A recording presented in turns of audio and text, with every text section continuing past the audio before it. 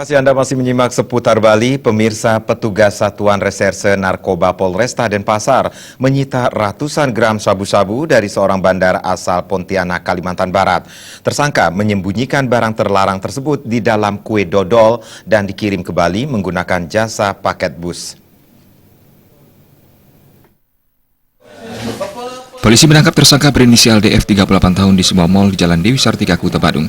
Pria warga Jalan Merdeka, Pontianak, Kalimantan Barat tersebut kedapatan menyimpan 8 paket besar sabu-sabu dengan berat 206,75 gram yang dimasukkan ke dalam kue dodol. Awalnya, polisi mencurigai gerak-gerik tersangka, kemudian melakukan penggeledahan dan menemukan 2 paket sabu-sabu. Selanjutnya, dilakukan penggeledahan pada tempat menginap di sebuah hotel di Jalan Samudra Kuta. Di tempat tersebut, polisi kembali menemukan 6 paket sabu-sabu dan 26 butir pil ekstasi. Membuat cara memasukkan sabu ini ke dalam jenang ini dodol ya, sehingga lewat pengiriman dari Kalimantan Barat menuju ke Jakarta, dari Jakarta menuju ke Bali dengan menggunakan bis.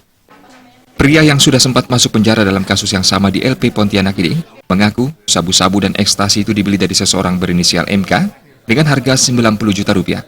Selanjutnya, untuk mengelabui petugas, narkoba dimasukkan ke dalam kue dodol, kemudian dikirim ke Bali menggunakan jasa bus. Sementara tersangka ke Bali dengan menggunakan pesawat.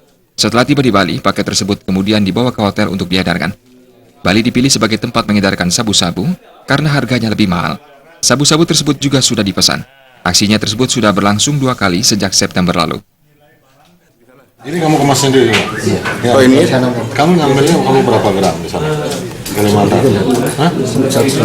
Ini dodolnya ada yang dijual di Kalimantan nggak ini? Ya. Dodol Aliong ini? Yang ada pabriknya? Ya. Kau beli dodolnya udah jadi? Rumahan. Produksi rumahan. Dia ini kesini setelah ada pesanan. Kalau ada yang pesan dia datang. Berarti emang udah dipesan? Udah dipesan. Ada jaringan, kan jaringannya temannya dia sudah kita amankan ada 3 orang. Atas perbuatannya, DF kembali mendekam di balik trali besi dengan ancaman hukuman 20 tahun penjara. Rai Swantara, Bali TV.